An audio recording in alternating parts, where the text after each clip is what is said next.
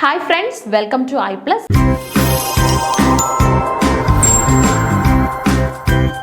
ഇന്നത്തെ ക്ലാസ്സിലൂടെ നമ്മൾ 60 ദിവസത്തെ ഒരു സ്റ്റഡി പ്ലാൻ ആണ് പ്രിപ്പയർ ചെയ്യാനായിട്ട് പോകുന്നത് സെറ്റ് ഇംഗ്ലീഷിന് വേണ്ടി. ഓക്കെ, അപ്പോൾ സെറ്റ് ഇംഗ്ലീഷിന്റെ 60 ദിവസം കൊണ്ട് കംപ്ലീറ്റ് ചെയ്യാനായിട്ട് സാധിക്കുന്ന ഒരു സ്റ്റഡി പ്ലാൻ. ഓക്കെ, ചെയ്താലോ? അപ്പോൾ നമുക്ക് അടുത്ത എക്സാമിന് വേണ്ടി വളരെ മോട്ടിവേറ്റഡ് ആയിട്ട് പഠിക്കാനും സെറ്റ് ക്രാക്ക് ചെയ്യാനും ഒക്കെ സാധിക്കും. സോ അതേപോലെ തന്നെ HSST എക്സാം വരുമ്പോൾ നമുക്ക് സെറ്റ് ഏറ്റവും വലിയൊരു എലിജിബിലിറ്റി ആണ് അല്ലേ. സെറ്റ് ഉണ്ടെങ്കിലേ നമുക്ക് HSST എഴുതാൻ പോലും സാധിക്കും. സോ അതിനൊക്കെ വേണ്ടി തന്നെ പ്രിപ്പയർഡ് ആവാനും സാധിക്കും. HSC ഇംഗ്ലീഷ് ഒക്കെ വിളിക്കുന്ന ഒരു അവസരത്തിൽ HSST നമുക്ക് ഉടനെ തന്നെ പ്രതീക്ഷിക്കാം അല്ലേ. സോ ആ ഒരു സമയത്തേക്ക് സെറ്റും കൂടെ നമ്മൾ ക്രാക്ക് ചെയ്തിരിക്കണം. ഓക്കെ, സെറ്റാണ് ഏറ്റവും വലിയ എലിജിബിലിറ്റി എന്ന് പറയുന്നത്. സോ അതിനായിട്ട് നമുക്ക് ഒരു കോട്ടിൽ നിന്നും തുടങ്ങാം.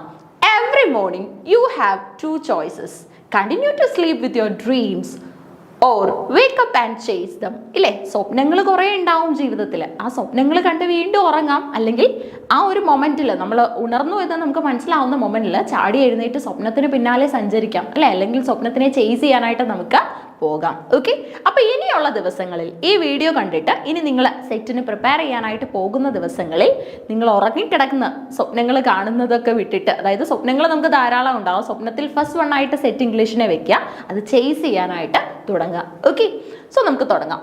അപ്പോൾ സെറ്റ് ഇംഗ്ലീഷിന്റെ സിലബസ് നിങ്ങൾക്കറിയാം, 6 യൂണിറ്റുകളുണ്ട്, 20 മൊഡ്യൂൾസ് ആണ് ഈച്ച് യൂണിറ്റിലും വരുന്നത്. ഓക്കെ, ഇതൊക്കെ അറിയാത്ത ആൾക്കാരുണ്ടെങ്കിൽ ജസ്റ്റ് ഒന്ന് നോട്ട് ചെയ്തോണം. ഓക്കെ, അറിയാത്തത് ആരുടെയും തെറ്റൊന്നും അല്ലല്ലോ. നമ്മളിപ്പോൾ ചിലപ്പോൾ ഈ ഒരു വീഡിയോ കണ്ടിട്ട് സെറ്റിന് പ്രിപ്പയർ ചെയ്യുന്ന ആൾക്കാരൊക്കെ ഉണ്ടാവും. അപ്പോൾ നിങ്ങൾ എന്താ ചെയ്യേണ്ടതെന്ന് വെച്ച് കഴിഞ്ഞാൽ 6 യൂണിറ്റുകളാണ് നമുക്ക് വരുന്നത്, 20 മൊഡ്യൂളുകളാണ് ഇതിന്റെ ഭാഗമായിട്ട് നമുക്ക് ഉള്ളത്. 6 യൂണിറ്റിൽ ഓരോ യൂണിറ്റിലും 20 മൊഡ്യൂളുകൾ വെച്ചിട്ട് വരുന്നുണ്ട്. ഓക്കെ, അപ്പോൾ ഞാനിവിടെ എന്താ ചെയ്യുന്നതെന്ന് വെച്ച് കഴിഞ്ഞാൽ ആദ്യം നിങ്ങൾക്ക് ഈ സിലബസ് ഒന്ന് പരിചയപ്പെടുത്തി തരും. സിലബസിൽ ഓരോ ടോപ്പിക്കിന്റെയും പേര് പറഞ്ഞു പോകേണ്ട ആവശ്യം നമുക്ക് വരുന്നില്ല, കാരണം നിങ്ങൾക്ക് തന്നെ അറിയാം, അല്ലെങ്കിൽ ഈസി ആയിട്ട് നിങ്ങൾക്ക് ഈ ഒരു സിലബസ് ഇപ്പം ഞാൻ കാണിച്ചുകൊണ്ടായിരിക്കില്ലല്ലോ നിങ്ങൾ ആദ്യമായിട്ട് കാണുന്നത്. നിങ്ങൾക്ക് ഓൾറെഡി LBSന്റെ വെബ്സൈറ്റ് ഒക്കെ വിസിറ്റ് ചെയ്ത് ഈ ഒരു സിലബസ് ഒക്കെ അറിയായിരിക്കും. ഇനി എന്ത് പഠിക്കണം എന്നുള്ളതായിരിക്കും നമ്മുടെ മുന്നിൽ ഒരു വലിയ ചോദ്യം അല്ലേ. HSCക്കൊക്കെ ഇപ്പോഴേ പ്രിപ്പയർ ചെയ്യുന്നവരുണ്ടാവും. HSCയുടെ ഒരു പ്രിപ്പറേഷൻ പലരും തുടങ്ങിക്കഴിഞ്ഞു കേട്ടോ. പല കുട്ടികളും അതിൻ്റെ ആ ഒരു സ്റ്റേജിൽ എത്തിക്കഴിഞ്ഞു, അതായത് പാർട്ട് 1ഉം പാർട്ട് 2 ഒക്കെ അനലൈസ് ചെയ്ത് അവർ പോകുന്നുണ്ട്.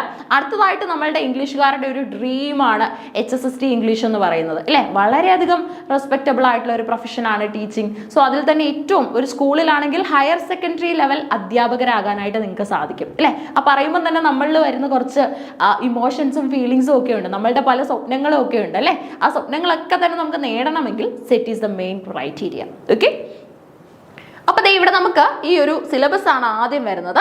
സിലബസിന് ശേഷമാണ് 60 ദിവസം കൊണ്ട് എങ്ങനെ പഠിക്കാം എന്നുള്ള സിലബസ്, ആ ഒരു ഓറിയന്റഡ് ആയിട്ടുള്ള സ്റ്റഡി പ്ലാൻ നിങ്ങൾക്ക് വേണ്ടി പ്രസന്റ് ചെയ്യുന്നത്. ഓക്കെ, അപ്പം ഞാൻ ഇവിടെ ചെയ്യാനായിട്ട് പോകുന്നത് നമ്മൾ ഒരു 6 ദിവസമൊക്കെ കൊണ്ടാണ് ഈ ഒരു യൂണിറ്റുകൾ പഠിക്കാനായിട്ട് പോകുന്നത്. 6 ദിവസം കൊണ്ടൊക്കെ നമ്മൾ പഠിക്കും. സോ എന്താ ചെയ്യാൻ പോകുന്നതെന്ന് വെച്ചാൽ ഫസ്റ്റ് ഡേയിൽ നമ്മൾ ഒരു 4 മൊഡ്യൂൾ പഠിക്കും.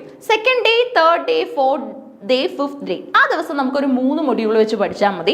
അഗൈൻ നമ്മളുടെ 6th ഡേ ആകുമ്പോൾ 4 മൊഡ്യൂൾ വെച്ച് പഠിക്കണം. എന്ന് പറഞ്ഞാൽ ആദ്യത്തെ മൊഡ്യൂളുകൾ കുറച്ച് ഈസിയാണ്. അത് തന്നെയാണ് ഒരു ദിവസം 4 മൊഡ്യൂൾ പഠിക്കണം എന്ന് നിങ്ങളോട് പറയാനുള്ള റീസണും. ഓക്കെ, അവസാനം വരുന്ന മൊഡ്യൂളുകൾ നോക്കിയാൽ മതി, അതും മച്ച് ഈസിയർ ആണ്.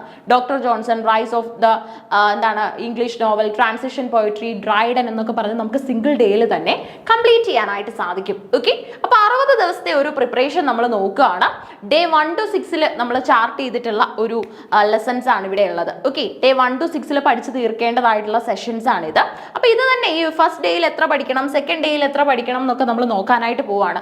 ശ്രദ്ധിച്ചേ, ഫസ്റ്റ് ഡേയിൽ നമുക്ക് ചോസർ, അതുപോലെ തന്നെ നമ്മുടെ renaissance, late renaissance, beginning of English prose, ഇത്രയും കാര്യങ്ങൾ കംപ്ലീറ്റ് ചെയ്യാം. സെക്കൻഡ് ഡേയിൽ നിങ്ങൾക്ക് rise of English drama, revenge poetry, Elizabethan drama complete ചെയ്യാം. തേർഡ് ഡേയിൽ ഷേക്സ്പിയർ ലാംഗ്വേജ്, അതുപോലെ തന്നെ നമ്മളുടെ മെറ്റാഫിസിക്കൽ പോയട്രി നിങ്ങൾക്ക് തീർത്തെടുക്കാം. ഫോർത്ത് ഡേ വരുമ്പോൾ നിങ്ങൾക്ക് നമ്മളുടെ puritan England, Milton, restoration. Next 5th ഡേയിൽ നിങ്ങൾക്ക് വീണ്ടും neo classical, heroic drama, popular prose writings complete ചെയ്യാം. പിന്നെ നമുക്ക് നമ്മളുടെ ആ ഒരു ഡേയ്സിൽ, അതായത് Dryden, Johnson, rise of the novel, transition poetry, ഇത് ഒറ്റ ദിവസം കൊണ്ട് കംപ്ലീറ്റ് ചെയ്യാനായിട്ട് സാധിക്കും. ഈ ഒരു സെക്കൻഡ് യൂണിറ്റിൽ വരുമ്പോഴും ഒക്കെ നമ്മൾ ഈ ഒരു പ്രോസസ്സാണ് ചെയ്തിട്ടുള്ളത്. ആദ്യത്തെ ദിവസം, അതായത് 6 ദിവസം കൊണ്ട് ഒരു യൂണിറ്റ് തീർക്കും. ആദ്യത്തെ ദിവസം 4 മൊഡ്യൂൾ പഠിക്കുന്നു. രണ്ടാമത്തെയും മൂന്നാമത്തെയും നാലാമത്തെയും 5ാമത്തെ ദിവസം നിങ്ങൾക്ക് 3 മൊഡ്യൂളുകൾ വെച്ച് പഠിക്കാനേ ഉള്ളൂ. ആൻഡ് 6ാമത്തെ ദിവസം വീണ്ടും നിങ്ങൾ എന്ത് ചെയ്യുന്നു, 4 മൊഡ്യൂൾ വെച്ചിട്ട് പഠിക്കുന്നു. അപ്പോൾ ഫസ്റ്റ് ഡേ ഒരു യൂണിറ്റ് തുടങ്ങുന്നതിൻ്റെ ഫസ്റ്റ് ഡേയിലും ലാസ്റ്റ് ഡേയിലും നമുക്ക് 4 മൊഡ്യൂളുകൾ വെച്ച് പഠിക്കണം. ഇൻ ബിറ്റ്വീൻ വരുന്ന ഡേയ്സിൽ 3 മൊഡ്യൂളുകളും. ഓക്കെ, എന്തുകൊണ്ടാണ് ഇങ്ങനെ അറേഞ്ച് ചെയ്തതെന്ന് ചോദിച്ചു കഴിഞ്ഞാൽ എല്ലാ യൂണിറ്റും നോക്കിയപ്പോൾ എനിക്ക് മനസ്സിലായ ഒരു കാര്യം, കോമൺ ആയിട്ട് മനസ്സിലായ ഒരു കാര്യം എന്താണെന്ന് വെച്ച് കഴിഞ്ഞാൽ ആദ്യത്തെ യൂണിറ്റിൻ്റെ ബിഗിനിങ്ങിൽ വരുന്ന 4 മൊഡ്യൂളുകൾ എളുപ്പമുള്ളതാണ്, നമുക്ക് ഒരു ദിവസം കൊണ്ട് തീർക്കാൻ പറ്റുന്നതാണ്. അവസാനം വരുന്ന മൊഡ്യൂളുകളും പലപ്പോഴും ഒരു റൈറ്ററിനെ കുറിച്ചോ അല്ലെങ്കിൽ ആ റൈറ്ററിൻ്റെ വർക്കിനെ കുറിച്ചോ ഒക്കെ മാത്രമുള്ളതാണ്. അതും നമുക്ക് ഒരു ദിവസം കൊണ്ട് തീർക്കാൻ പറ്റും. ഇങ്ങനെ ഇടയിൽ വരുന്ന ഇൻ ബിറ്റ്വീൻ വരുന്ന മൊഡ്യൂളുകളാണ് കുറച്ചും കൂടെ കോണ്ടന്റ് വൈസ് എക്യുപ്ഡ് ആയിട്ട് കംപ്രൈസ്ഡ് ആയിട്ടുള്ളത്. ഓക്കെ, അപ്പോൾ ഡേ 1 to 6 ഉപയോഗിച്ചുകൊണ്ട് നമ്മൾ യൂണിറ്റ് 1 കംപ്ലീറ്റ് ചെയ്തു. ഇനി യൂണിറ്റ് 1 കംപ്ലീറ്റ് ചെയ്താൽ മാത്രം മതിയോ? പോരാ അല്ലേ, നമുക്ക് അതിൻ്റെ റിവിഷൻ വേണം. അത് 7ഉം 8ഉം ദിവസം ഉപയോഗിച്ച് നമുക്ക് റിവൈസ് ചെയ്യാം. ഡേ 7 and 8 ഉപയോഗിച്ച് റിവൈസ് ചെയ്യാം. റിവൈസ് ചെയ്യുമ്പോൾ ശ്രദ്ധിക്കേണ്ട കാര്യം, 7ാമത്തെ ദിവസം നിങ്ങൾ ചെയ്യേണ്ടത് എന്താണെന്ന് വെച്ച് കഴിഞ്ഞാൽ നമ്മളുടെ മൊഡ്യൂൾ 1 to 10 വേണം റിവൈസ് ചെയ്യാനായിട്ട്. ഓക്കെ, ഇനി വീണ്ടും 8ാമത്തെ ദിവസം വരുമ്പോൾ നിങ്ങൾ എന്ത് ചെയ്യാം, 11 to 20 റിവൈസ് ചെയ്യാനായിട്ട് ശ്രമിക്കണം. ഓക്കെ, അപ്പോൾ അങ്ങനെ ആകുമ്പോൾ നമ്മുടെ യൂണിറ്റ് 1 തീർന്നല്ലോ. യൂണിറ്റ് 1ന് ആകെ എത്ര മൊഡ്യൂളേ ഉള്ളായിരുന്നു? 20 എണ്ണേ ഉള്ളായിരുന്നു. ആ 20 എണ്ണം നമ്മൾ പഠിച്ചും കഴിഞ്ഞു, അതുപോലെ തന്നെ അതിൻ്റെ റിവിഷനും കംപ്ലീറ്റ് ചെയ്തു. റിവൈസ് ചെയ്യുന്ന സമയത്ത് PYQന് ഫോക്കസ് കൊടുക്കണം. ഓൾറെഡി നിങ്ങളിപ്പോൾ കോൺസെപ്റ്റ് എല്ലാം പഠിച്ചിട്ടിരിക്കുകയാണല്ലേ, അപ്പോൾ ഇനി ഫോക്കസ് കൊടുക്കേണ്ട എന്തിനാണ്? PYQനാണ്. PYQന് ഫോക്കസ് കൊടുത്തുകൊണ്ട് വേണം റിവൈസ് ചെയ്യാനായിട്ട്. അപ്പോൾ അങ്ങനെ റിവിഷനും നമുക്ക് കംപ്ലീറ്റ് ചെയ്യാൻ പറ്റി യൂണിറ്റ് 1ൻ്റെ. ഇനി യൂണിറ്റ് 2ൽ നമുക്ക് 9 മുതൽ 14 വരെ ഉള്ള ദിവസങ്ങളുണ്ടല്ലോ, അതായത് 60 ദിവസത്തെ സ്റ്റഡി പ്ലാനിൽ 9 മുതൽ 14 വരെയുള്ള ഡേ 19 to day 14 നമുക്ക് ഡേ 9 to day 14 നമുക്ക് ഈ ഒരു കോൺസെപ്റ്റുകൾ പഠിക്കാനായിട്ട് എടുക്കാം. അതായത് ബിഗിനിങ് ഓഫ് റൊമാൻറ്റിസിസം, ലിറിക്കൽ ബാലഡുകൾ, ഇനി അതുപോലെ തന്നെ റൊമാൻറ്റിക്സ്, ലേറ്റർ റൊമാൻറ്റിക്സ്, ഈ കോൺസെപ്റ്റുകളൊക്കെ പഠിക്കാം. ഓക്കെ, ലിറിക്കൽ ബാലഡ്സിൻ്റെ കേസിൽ അത് എന്നാണ് ആദ്യമായിട്ട് പബ്ലിഷ് ചെയ്തതെന്ന് ചോദിക്കാറുണ്ട്. ഇനി അതുപോലെ തന്നെ അതിൻ്റെ പ്രിഫൈസ് ആദ്യമായിട്ട് പബ്ലിഷ് ചെയ്ത വർഷം ചോദിക്കാറുണ്ട്. ഇത് ആദ്യമായിട്ട് പബ്ലിഷ് ചെയ്യുന്നത് 1798-ലാണ്. പ്രിഫൈസ് ആദ്യമായിട്ട് പബ്ലിഷ് ചെയ്യുന്നത് 1800s-ലാണ്. ശേഷം പലതവണ നോട്ട് 2-ലും അതുപോലെ തന്നെ 1803-ലും 5-ലും ഒക്കെ ആ ഒരു പ്രിഫൈസിൻ്റെ ഒരു അപ്ഡേഷൻസ് വന്നിട്ടുണ്ട്. ആ വർഷങ്ങളും കൂടെ നമ്മൾ പഠിച്ചിട്ട് പോകണം. ഇനി റിമൈനിങ് ഡേയ്സിൽ ഈ ഒരു 3 മൊഡ്യൂള് പഠിക്കുക. ആൻഡ് പിന്നത്തെ 3 ദിവസം നിങ്ങൾക്ക് ഫെമിനിസവുമായിട്ട് ബേസ് ചെയ്തിട്ടുള്ള കാര്യങ്ങളും വിക്ടോറിയൻ ഏജും ഒക്കെ പഠിക്കാനായിട്ട് ഉപയോഗിക്കാം. പ്രീ റാഫ്തലൈറ്റ്സും ഈസ്തെറ്റിസിസവും വിക്ടോറിയനും ഒക്കെ തന്നെ ഒറ്റ ദിവസം കൊണ്ട് തീരുന്ന കാര്യങ്ങളാണ് അല്ലേ. ശേഷം നമുക്ക് Victorian biography, Victorian novel, Hardy, ഈ കോൺസെപ്റ്റുകളൊക്കെ പഠിക്കാനായിട്ട് സാധിക്കും. അവസാനത്തെ ദിവസം ഈ ഒരു 4 കാര്യങ്ങൾ പഠിച്ചിട്ട് വേണം അന്നത്തെ ദിവസം അവസാനിപ്പിക്കാനായിട്ട്. വിക്ടോറിയൻ വിമൻ നോവലിസ്റ്റുകളുടെ പേര്, വിക്ടോറിയൻ ഡ്രാമ, ട്രാൻസിഷൻ പോയട്രി ആണ് കേട്ടോ അവിടെ ഉദ്ദേശിക്കുന്നത്. ഇനി അതുപോലെ തന്നെ വിക്ടോറിയൻ ഏജും കൊളോണിയൽ എന്റർപ്രൈസും ഒക്കെ ആ ദിവസം തന്നെ കംപ്ലീറ്റ് ചെയ്യണം. അപ്പോൾ ഇവിടെ നമ്മുടെ വിക്ടോറിയൻ ഡ്രാമ അല്ലെങ്കിൽ വിക്ടോറിയൻ വിമൻ നോവലിസ്റ്റ് എന്ന് കണ്ടതുകൊണ്ട് പറയാണ് ജോർജ് എലിയറ്റിനെ കുറിച്ച്, മേരി ആൻ ഇവാൻസിനെ കുറിച്ച് കൃത്യമായിട്ട് പഠിച്ചിട്ട് വേണം പോകാനായിട്ട്. പിന്നെ നമ്മുടെ 15 മുതൽ 16 വരെയുള്ള ദിവസം നമുക്ക് 2ാമത്തെ യൂണിറ്റ് റിവൈസ് ചെയ്യാനായിട്ട് ഉപയോഗിക്കാം. ആ ദിവസവും ഇങ്ങനെ തന്നെ ചെയ്യുക. 1 മുതൽ 10 വരെയുള്ള യൂണിറ്റ് 15ാമത്തെ ദിവസവും 11 മുതൽ 20 വരെയുള്ള യൂണിറ്റ് അല്ല, നമ്മളുടെ ആ ഒരു യൂണിറ്റ് 2ന്റെ ഭാഗമായിട്ട് വരുന്ന മൊഡ്യൂളുകൾ. ഓക്കെ, അതായത് 15ാമത്തെ ദിവസം യൂണിറ്റ് 2ന്റെ ഭാഗമായിട്ട് വരുന്ന 1 മുതൽ 10 വരെയുള്ള മൊഡ്യൂളും 16ാമത്തെ ദിവസം യൂണിറ്റ് 2ന്റെ ഭാഗമായിട്ട് വരുന്ന 11 മുതൽ 20 വരെയുള്ള മൊഡ്യൂളുകളും പഠിക്കാനായിട്ട് ശ്രമിക്കണം, ഇതിന്റെ റിവിഷൻ നടത്താനായിട്ട്. ഓക്കെ, അതായത് PYQ ഓറിയന്റഡ് ആയിട്ടുള്ള റിവിഷൻ. ഇനി അടുത്തതായിട്ട് ഡേ 17 to 22 ഉപയോഗിച്ച് കഴിഞ്ഞാൽ നിങ്ങൾ പലരും ഈ ഡേറ്റ് ആയിരിക്കും നോക്കുന്നത് അല്ലേ, അതായത് ആ ഒരു ഡേ 17 to 22. ഓക്കെ, ആ കാര്യങ്ങളായിരിക്കും നോട്ട് ചെയ്ത് പോകുന്നത്. അതോടൊപ്പം തന്നെ സിലബസ് കൈവശം ഇല്ലാത്തവർ സിലബസിൻ്റെ ഒരു പ്രിൻ്റ് ഔട്ട് കയ്യിൽ വേണം കേട്ടോ, ഏറ്റവും ഇമ്പോർട്ടൻ്റ് ആണത്. മാർക്ക് ചെയ്ത് പോകണം, എന്തൊക്കെ പഠിച്ചെന്ന് ടിക്ക് ഇട്ട് തന്നെ പോകണം. നമ്മൾ നേരത്തെ ചെയ്യുമായിരിക്കും അല്ലേ പലരും. ഇനി അതുപോലെ തന്നെ നിങ്ങളുടെ റൂമിലൊക്കെ തന്നെ പലപ്പോഴും ചാർട്ടൊക്കെ തന്നെ വെച്ചോ, അതായത് നമ്മുടെ നോബൽ പ്രൈസ് ഉള്ള റൈറ്റേഴ്സിൻ്റെ പേര്, പുളിറ്റ്സർ കിട്ടിയിട്ടുള്ള റൈറ്റേഴ്സിൻ്റെ പേര്. സെറ്റും നെറ്റും ഒക്കെ ഇപ്പം ഉടനെ വരുന്ന പരീക്ഷകളല്ലേ, അപ്പോൾ ഇതിൻ്റെ രണ്ടിനും നിങ്ങൾക്ക് അത് യൂസ്ഫുൾ ആയിട്ട് മാറുകയും ചെയ്യും അല്ലേ. സോ ഈ സെറ്റ് എഴുതുന്നവർക്ക് തന്നെ, അതായത് നിങ്ങൾ തന്നെ PG + B.Ed ഉള്ളവരാണ്, അപ്പോൾ നിങ്ങൾ തന്നെ നെറ്റ് എഴുതാനും എലിജിബിൾ അല്ലേ, അപ്പോൾ രണ്ടും ഒരുമിച്ച് തന്നെ നിങ്ങൾക്ക് ചെയ്യാനായിട്ട് സാധിക്കും. ഓക്കെ, സോ ആ സമയത്ത് കോമൺ ആയിട്ടുള്ള കാര്യങ്ങൾ ചാർട്ടൊക്കെ തന്നെ സ്റ്റിക്ക് ചെയ്ത് റൂമൊക്കെ ഒന്ന് മോട്ടിവേറ്റഡ് ആയിട്ട് വെക്കാൻ നിസ്സാര തുകയിൽ തന്നെ നിങ്ങൾക്ക് സാധിക്കും. എല്ലാവർക്കും സാധിക്കുന്ന കാര്യങ്ങളാണ്. അപ്പോൾ ആ ഒരു കാര്യങ്ങളൊക്കെ ചെയ്തിട്ട് പരീക്ഷയ്ക്ക് പോവുക. തിരിച്ച് പരീക്ഷയൊക്കെ കഴിഞ്ഞ് നല്ല സമാധാനമായിട്ട് എല്ലാം എഴുതിയിട്ട് തിരിച്ചു വരുമ്പോൾ വരുമ്പം ഈ റൂമിൽ നമ്മൾ ഈ ചെയ്ത എഫേർട്ടൊക്കെ തന്നെ ചോദ്യപേപ്പറിൽ കാണുമ്പോൾ വലിയൊരു സന്തോഷമാണ്, നമുക്ക് ഫീൽ ചെയ്തിട്ടുള്ള കാര്യമാണ് കേട്ടോ. അതായത് ചാർട്ടൊക്കെ എഴുതി നമ്മൾ കുറേ ദിവസം മെനക്കെട്ട് ഇതൊക്കെ ചെയ്യും, എന്നിട്ട് പരീക്ഷാ ഹാളിൽ പോകുന്നു, നല്ലൊരു പരീക്ഷ കഴിഞ്ഞ് നമ്മൾ മടങ്ങി വരുന്നു, റൂമിൽ നമ്മൾ ഇത്രയും കാര്യങ്ങൾ ഇത്രയും എഫേർട്ടൊക്കെ ചെയ്തിട്ടുണ്ടല്ലോ, റിസൾട്ട് വരെ ആ കാര്യങ്ങൾ അവിടെ തന്നെ ഇരിക്കട്ടെ, റിസൾട്ട് വരെ നിങ്ങൾ ആ ഒരു ചെയ്ത ഹാർഡ് വർക്ക് ഒക്കെ തന്നെ നിങ്ങളുടെ കൺമുന്നിൽ തന്നെ ഉണ്ടായിരിക്കണം. എന്നിട്ട് ആ ഒരു സക്സസ്ഫുൾ ആയിട്ടുള്ള സ്വീറ്റ് റിസൾട്ട് നോക്കുന്ന മൊമെന്റ് എന്ന് പറയുന്നത് പ്രൗഡ്ഫുൾ മൊമെന്റ് ആണ്. അതൊക്കെ തന്നെ ലൈഫിൽ നമ്മൾ ഫീൽ ചെയ്തിരിക്കണം, അതിനൊക്കെ നിങ്ങൾക്കും സാധിക്കണം. ഓക്കെ, ശരി. അപ്പൊ ഇനി ഡേ 17 to 22 നമ്മൾ അങ്ങനെ യൂസ് ചെയ്തു. അത് ആ ഒരു മൂന്നാമത്തെ യൂണിറ്റിന്റെ പേര് 20th century and contemporary British literature ആണ്. ഓക്കെ, സോ അതിന്റെ ഭാഗമായിട്ട് വരുന്ന മൊഡ്യൂളുകൾ ഉണ്ട് നമുക്ക് 20 എണ്ണം.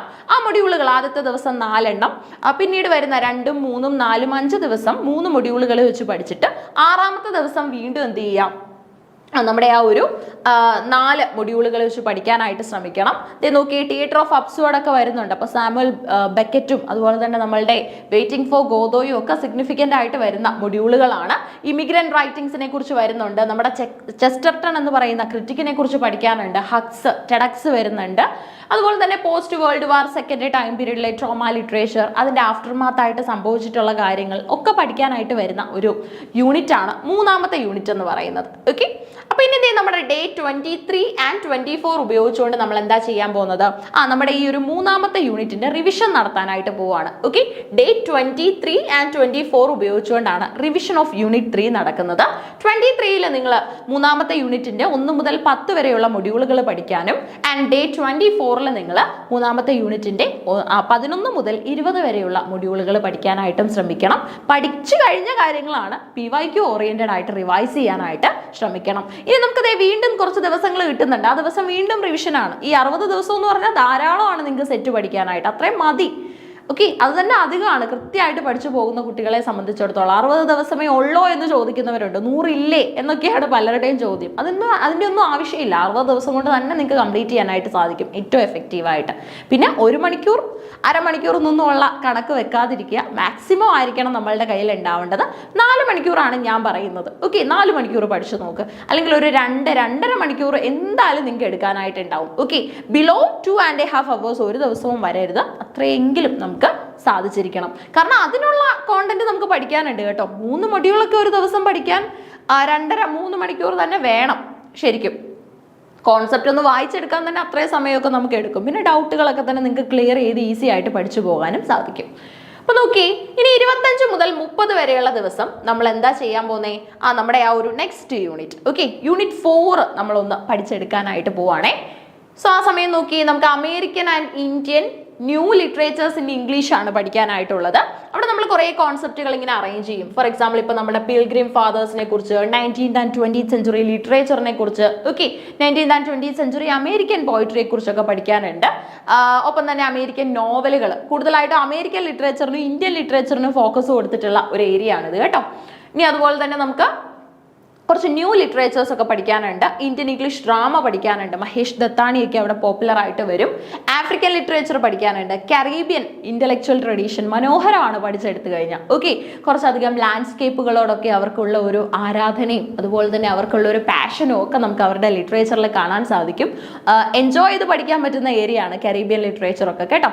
ആദ്യം തന്നെ അതിൻ്റെ കുറച്ച് വീഡിയോസ് ഒക്കെ നമുക്ക് നോക്കിക്കഴിഞ്ഞാൽ എന്താണ് ആ ട്രഡീഷൻ എന്നൊക്കെ നമുക്ക് വിഷ്വൽ ഫോമിൽ തന്നെ കാണാൻ പറ്റും. അതിനുശേഷം പഠിച്ചെടുത്ത് ഈസിയാണ്. ഓക്കെ, സോ അത് എന്ത് ചെയ്യാം, നമ്മുടെ 6 ദിവസമുണ്ട്. ആദ്യത്തെ ദിവസം 4 മൊഡ്യൂൾ എന്ന കണക്കും, അതുപോലെ തന്നെ 2, 3, 4, 5 ദിവസങ്ങളിൽ 3 മൊഡ്യൂൾ എന്ന കണക്കും, 6ാമത്തെ ദിവസം വീണ്ടും 4 മൊഡ്യൂൾ കംപ്ലീറ്റ് ചെയ്യും എന്നുള്ള കണക്കിലും മുന്നോട്ട് പോകണം. ഓക്കെ, പിന്നെ പാട്രിക് വൈറ്റിനെ കുറിച്ചും അതുപോലെ തന്നെ സൗത്ത് ഏഷ്യൻ ലിറ്ററേച്ചറിനെ കുറിച്ചൊക്കെ വരുന്നുണ്ട്. കനേഡിയൻ ലിറ്ററേച്ചറിന്റെ പ്രത്യേകതകളും അതിന്റെ സൗന്ദര്യവും ഒക്കെ നമുക്ക് അവിടെ കാണാനായിട്ട് സാധിക്കും.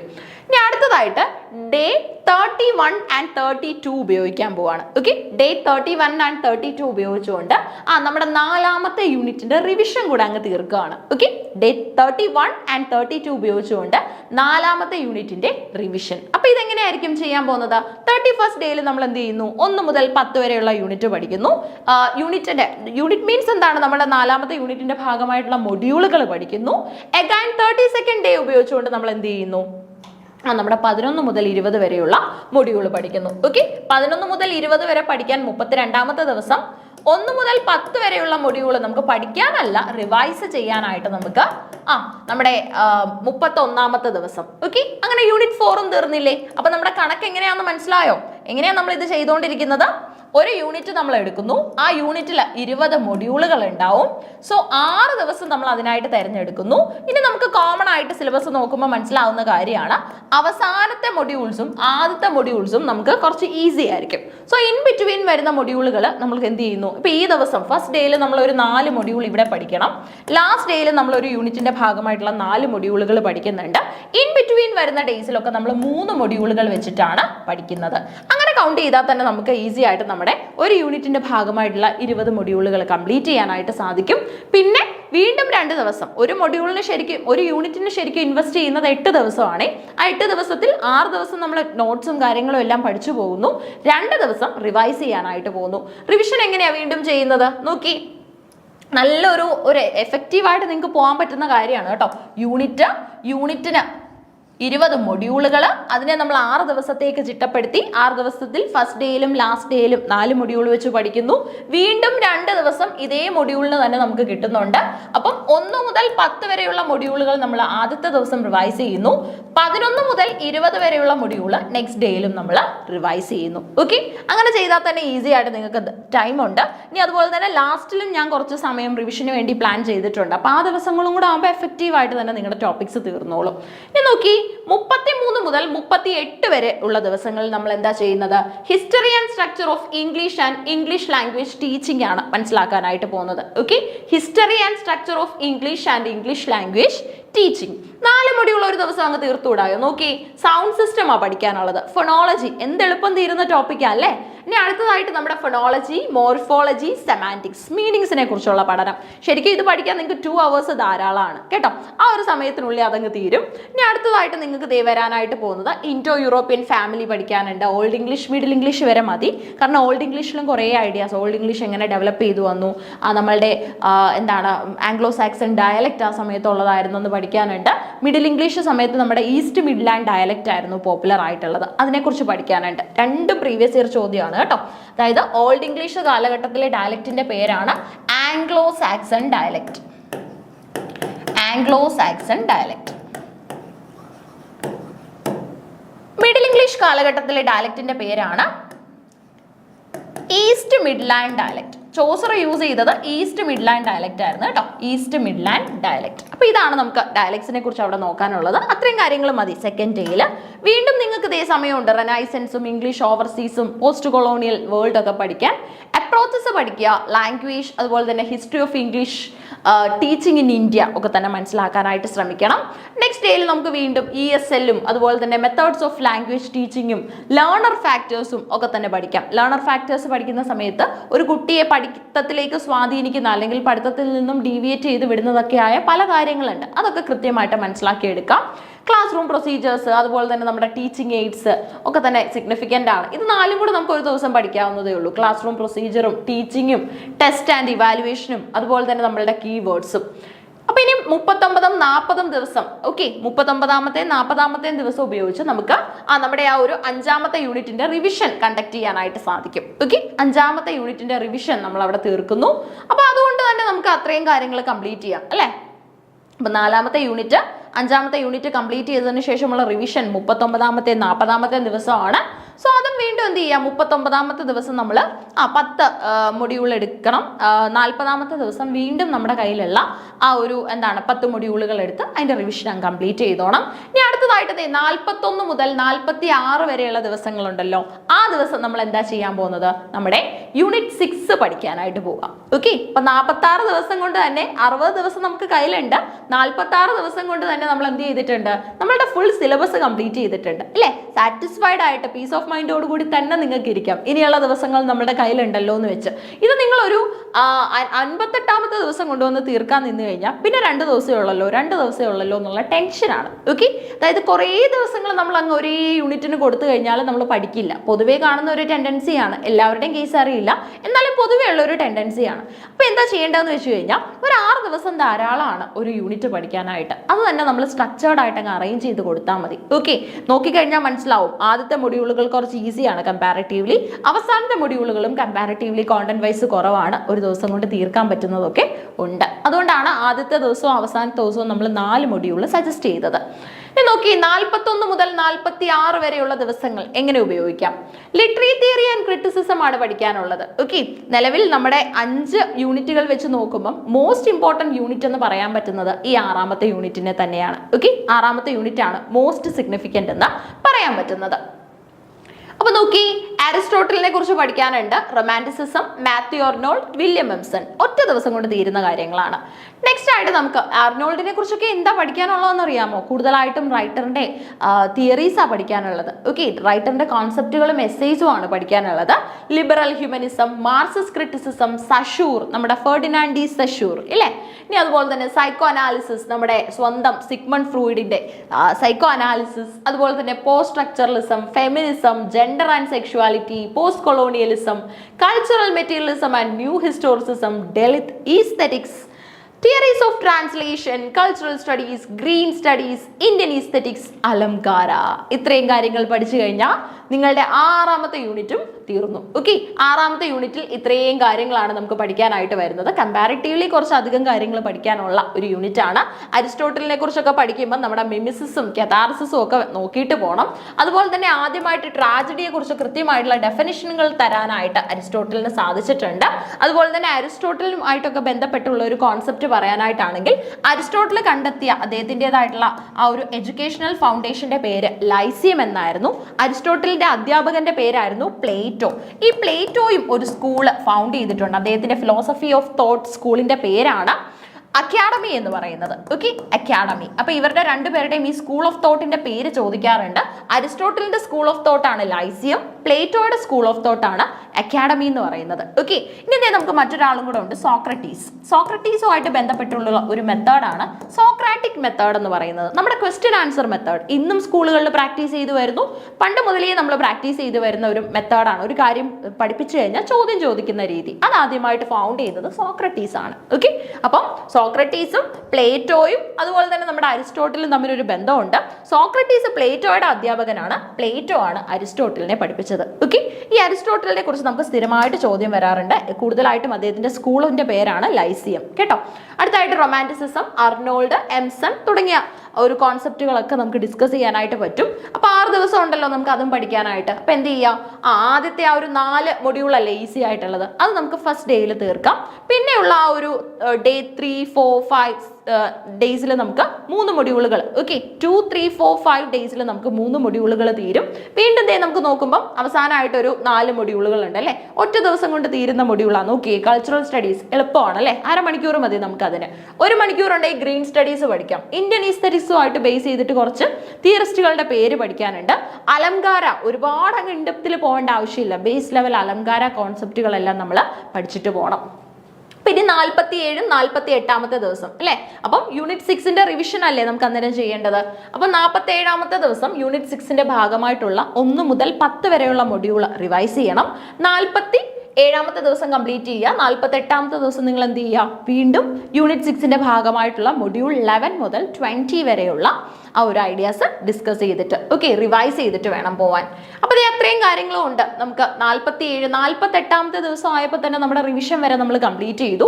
ഇനി 49, 50 ആ ഒരു ദിവസങ്ങളിൽ നമ്മൾ ഫൈനൽ റൗണ്ട് റിവിഷൻ കൊടുക്കണം. യൂണിറ്റ് 1ന് PYQ ഓറിയന്റഡ് ആയിട്ടുള്ള റിവിഷൻ തന്നെയാണ് നല്ലത്. ഓക്കെ, ഇനി 51 ആൻഡ് 52 ആ ഡേയ്സിൽ നമുക്ക് വീണ്ടും യൂണിറ്റ് 2 ഒന്നും കൂടെ പൊടി തട്ടിയെടുത്ത് ആ ഒരു കോൺസെപ്റ്റ്സ് ഒക്കെ തന്നെ നമ്മുടെ PYQ ഒക്കെ ഓറിയന്റഡ് ആയിട്ടൊന്ന് ഡിസ്കസ് ചെയ്ത് പോവാം.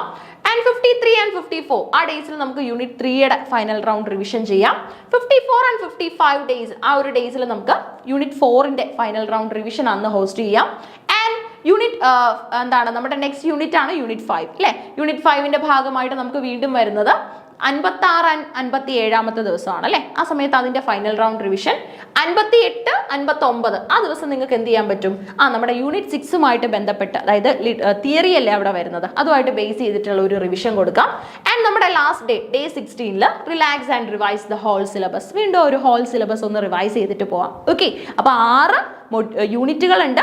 ഒരു യൂണിറ്റിൽ 20 മൊഡ്യൂളുകൾ വരുന്നുണ്ട്. ഇതാണ് സെറ്റ് ഇംഗ്ലീഷിന്റെ ഒരു സിലബസ് എന്ന് പറയുന്നത്. ഓക്കെ, സിലബസ് മനസ്സിലാക്കി, കാര്യങ്ങളെല്ലാം മനസ്സിലാക്കി, എല്ലാം പഠിച്ചിട്ടുണ്ടോ എന്ന് ഒന്നുകൂടെ സിലബസ് വെച്ച് തന്നെ പ്രിന്റ് ഔട്ട് ഒക്കെ എടുത്ത് ഒന്ന് ചെക്ക് ചെയ്ത് ടിക്ക് ചെയ്തൊക്കെ പോയി വേണം പഠിക്കാനായിട്ട്. Okay, so all the best.